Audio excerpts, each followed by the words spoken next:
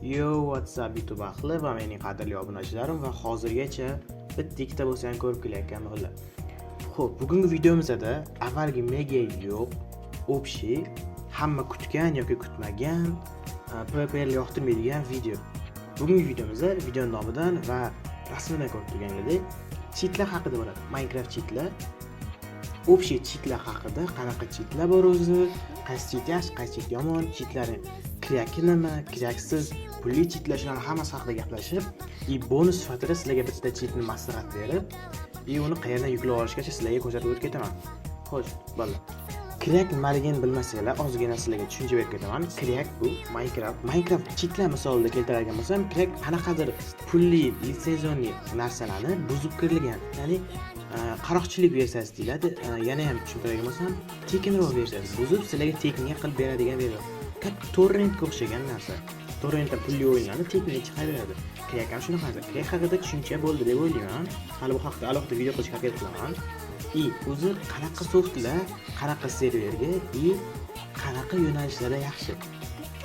Birinchi navbatda softlar chiqayotgan payt impact, burslar bo'ladi.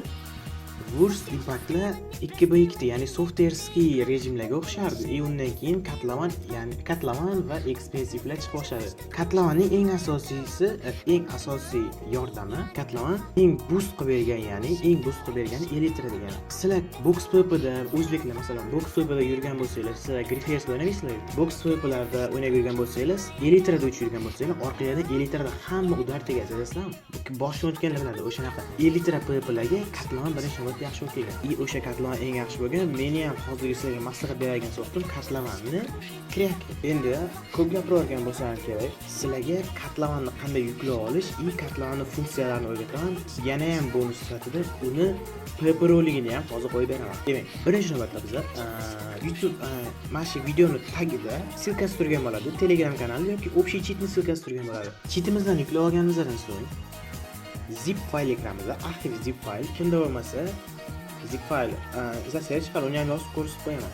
Birinchi navbatda bizda mana shunaqa ikkita chiqadi. Zip faylni ochgan yana bitta zip fayl katlaman crack chiqadi. Katlaman crackni cdiskga o'tib olasizlar. Cdiskga o'tib olgandan keyin katlaman crackni shunchaki cdiskga otib olasizlar. Hammamiz cdiskga shunchaki otib olasizlar, все.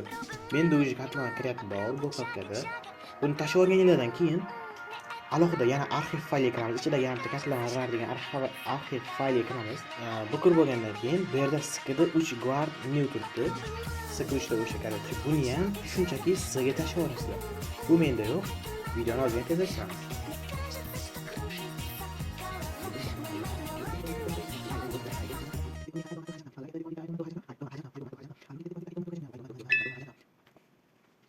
Bizani yana bitta faylimizdan o'tdi. Hamma narsani o'tkazib bo'lgandan keyin yana bitta DLL fayl sizga kerak bo'ladi. Buni ham alohida qo'yib qo'yaman, yoniga topib olasizlar.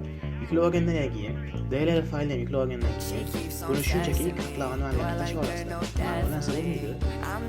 Buni shunchaki olasizlar, bu yoqqa tashlab olasizlar. Tashlab bo'lgandan keyin hammasi tugadi. Yana bitta eng kerakli bo'lgan narsa запустить qilish uchun katlaman katlamanga bosasizlar. Запустить от имя администратора tushundinglar, o'zingizga bosasizlar, daga bosasizlar. Bu запустить bo'ladi. Google'ga kirib ketadi, Google'dan chiqib ketasiz shunchaki. Mana bu kerak emas, u chiqib ketadi.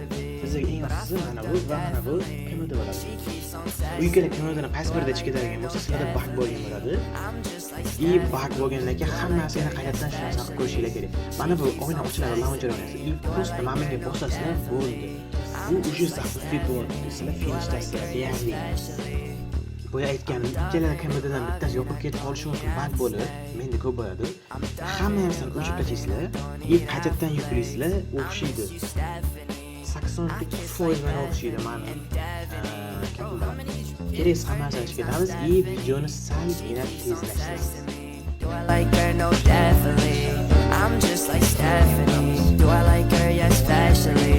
She keeps on texting me. Do I like her? No, definitely. I'm just like Stephanie. Do I like her? Ko'rayotgan bo'lsanglar, juda ham qiyin kiryapti. Ya'ni soft degan, cheat degan o'sha soft juda ham qiyin kiradi. Bu katlaman avvalgi kiragida ham, hozirgi kiragida ham shunaqa katlaman og'ir cheat. yaxshigina qotadi. Videoda ham ozgina qotishlar bo'lishi mumkin, chunki kompyuter unchalik kuchli emas. O'shaning uchun videoni maksimal tezlashtirganman.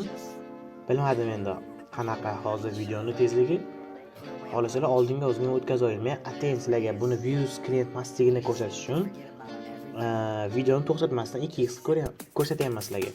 Boyagi bir to'xtab olgan joyi ko'rgan bo'lsanglar, bandikamda 10 minutlik limit bor. O'shani просто qaytadan o'chirib yoqqanim uchun shunaqa bo'ldi. Katlarni ishga tushdi. Endi katlarni full screenga o'tkazamiz. Alt menejerdan eng kerakli alt menejerga kiramiz. Birinchi o'rinda bu yerga o'zimiz nickimizdan kirazamiz.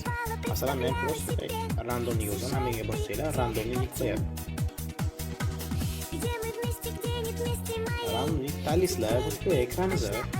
Bu yerda eng lutchisi chitni sinab ko'rish uchun faqat kaypiga o'ynayman desanglar, chitni sinab ko'rish uchun Bravo HVT kirasizlar. yoki kattaroq serverda o'ynamoqchi bo'lsanglar, o'zingizlar KFga terasizlar yoki o'sha ikkitansizlar o'zingizlar KFga topib olasiz, tera olmayman desanglar. Tak. Serverga kirib olamiz. Endi kirib olganimizda mashina o'ynab kutib oladi bizlarni. KFga terib o'tirmayman, chunki men avvaldan KFgim bor. KFga list. KFga qaranglar, KFga qo'yish mashina o'rgatib ketaman bir marta. KFga dir deb yozasizlar, KFga qo'yiladigan papka avtomatik kompyuterlarda ochiladi. Kompyuterlarda ochilgandan keyin men sizlarga alohida KFga KFga ham qo'shib qo'yaman o'sha yerga. Agar любой serverga o'targan KFga, men hozir KFga ni qo'yib ko'zingizning oldingizda HVHga moslashtirib beraman. KFG'larni mana bu yoqqa tashlab olgandan keyin klientga qaytib kiramiz. Shu yerga nomini esdan chiqarib qo'ygan bo'lsangiz, KFga list qilamiz. Mana nomi chiqdi, autoconfig ilg'or bustik. Shu yerdan ilg'or bustik. KFga qo'yamiz. Ya'ni KFga load esdan chiqadi. KFga load mana ko'raylik. KFga load ilg'or bustikda to'liq nomini yozasizlar. Agar nomi uzun yoki nomiga tushunmay qolgan bo'lsanglar, chiqib kompyuter o'zidan nomini o'zgartirib olsangiz bo'ladi o'sha KFgadan. KFgani ozgina to'g'rilayman. Mayli videoni 2x qilmasdan normal to'g'rilab ko'raman. Mana bu ekran yopish qoldi ko'rgan bo'lsanglar, bu FPS boost qilishga yordam beradi, lekin menga paga hozir kerak emas. Mana bu yerga yozamiz, escape radio, mana bu buni o'chirib qo'yamiz. Ekran o'z joyiga qaytadi. Bu yerda keraksiz narsalar bor, masalan, start list, mana bu qisqasi watermarklarni o'chirib qo'yamiz. Chunki ortish FPS oladi, hozir bizga nima kerak emas. Bu yerdan moderatorni o'chiramiz, start list o'chirish moderatorni o'chiramiz. Scores obязательно kerak emas, keying kerak, logo kerak emas. Target code bularning hammasi PP uchun u yog'iga kerak. Shiftni bosib bu yerdan config to'g'rilosanglar bo'lar. Mana bu yerga bossanglar ochilish kerak, yana ham bilmadim, ko'rmaganman. Mana bu atrofda aylanib turgan narsalarni ko'rayotgan bo'lsanglar, bular odamlarni ko'rsatishga yordam beradigan narsalar. X harfida turibdi mana.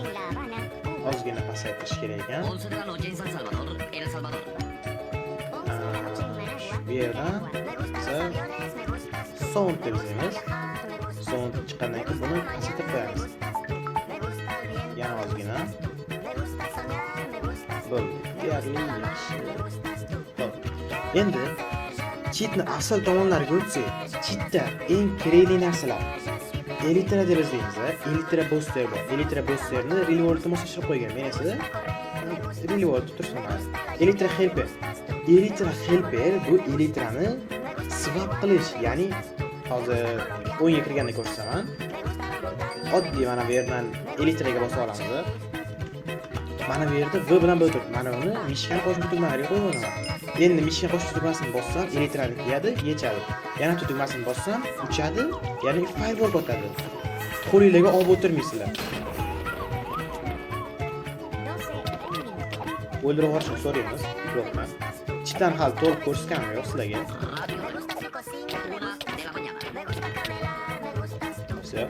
Tak. Elytra helper. Bu yerda auto prejog bilan auto pilot degan narsa bor. Auto prejog degani o'sha auto prejog avtomatik uchiradigan, ya'ni Elytrani kiygan payti uchishga yordam beradigan narsa. Auto pilot, qaror shunaqa narsalar. Bu yerda yana ham kerak narsa Elytra motion. elektromoshinaga mishkani o'rtasini bosib bintlash uchun knopkalarga qo'yishni, ya'ni mishkani o'rtasini bosib o'zingizga qulay tugmani tanlab olasiz. Menda G turibdi. G ni bosgan yerdan keyin o'sha G ni bossanglar mana shu narsa yonadi. G ni bosaman, yonadi, G ni bosaman, o'chadi. Elektromoshonni ichkari o'ngga kirganda ko'rsataman ham. Aurani ham o'sha mishka o'rtasiga bosib o'zingizga mos harfga qo'yib olasizlar. Men yerga qo'yib qo'yganman. R ni bossanglar aura yonadi, Y bilan uradi. Aura bo'lib tugadi. Autototem degan narsalar bularni autototem avtomatik qo'lingizga totem ushlashga yordam bergan narsa. Autototemni zdorovini ko'tarsanglar, xiplarni o'zingiz kontrol qilsanglar bo'ladi. Autokristal bularni o'zingizlar tushuna olasizlar qisqasi. Endi sizlarga PPni qisqacha PPni hozir sizlarga ko'rsatib qo'yaman. Birinchi marta elektromotion naqshini ko'rsataman. Endi sizlarga ko'rsataman. Mana elektromotionsiz PPni ko'rsataman sizlarga. Mana oddiy elektromotionsiz PP atrofida aylanib uradi.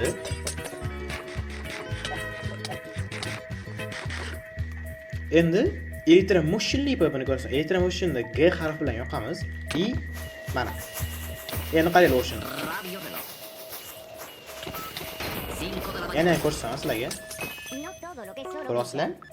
Yana bitta PP ko'rsataman sizlarga.